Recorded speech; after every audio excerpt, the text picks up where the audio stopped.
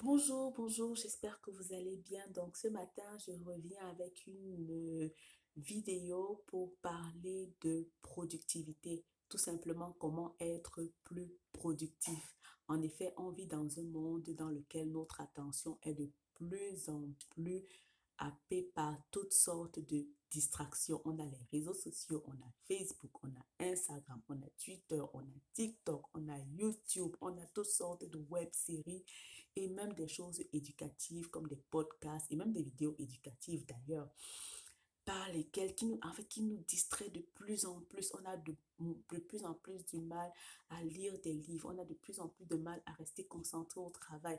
On a de plus en plus du mal à réaliser des micro-tâches ou bien des tâches intégrales. Donc, comment est-ce qu'on s'en sort? Surtout que autour de nous, on voit des gens qui réalisent des choses. On se dit, mais comment est-ce qu'ils font? On a tous 24 heures et tout.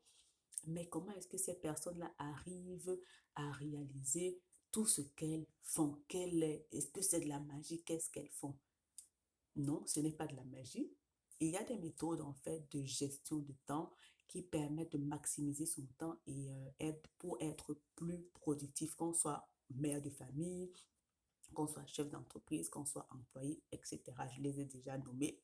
Pour moi, en tant qu'auteur, la méthode dont je vais vous parler là maintenant m'aide beaucoup. Et d'ailleurs, j'utilise aussi au travail, à la maison, pour pour écrire mes livres tout simplement. Donc, comment est-ce que on appelle cette méthode-là? On appelle cette méthode la méthode Pomodoro. En fait, la méthode Pomodoro a été développée à la fin des années 80 par le développeur et entrepreneur Francesco Cirillo. Et pour appliquer cette méthode, vous avez tout simplement besoin d'un chronomètre. Les chronomètres, vous en avez dans vos téléphones. Vous pouvez en trouver sur Google ou même sur un ordinateur, si je ne me trompe pas. Donc, tout simplement, en quoi est-ce que ça consiste? En fait, il s'agit de choisir une tâche ou bien des micro-tâches qu'on va réaliser sur un intervalle de 25 minutes. Donc, grosso modo, pendant 25 minutes, vous êtes concentré sur une seule tâche.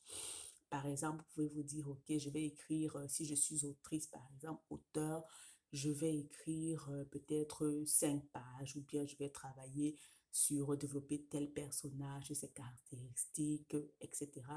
Ou bien, si vous êtes au travail, vous avez une tâche à accomplir, peut-être la traduction, vous devez traduire un paragraphe, ok? Vous vous dites, je vais réaliser cette traduction pendant 25 minutes.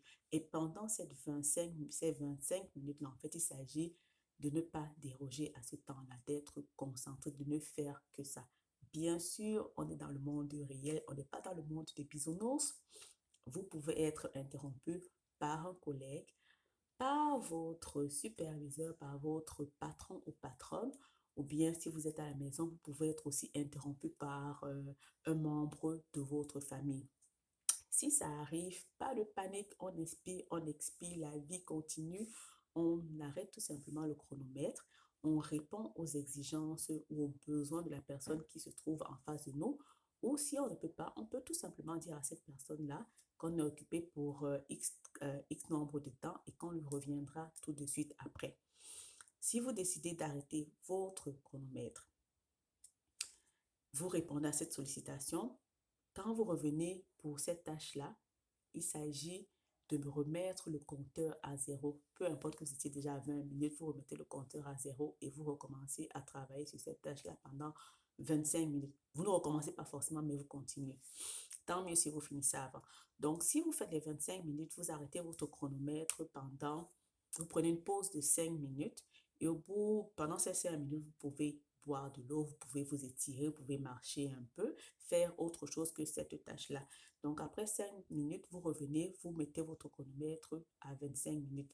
Donc, après 4 intervalles de 25 minutes, vous pouvez prendre une pause un peu plus longue qui varie de 15 à 30 minutes.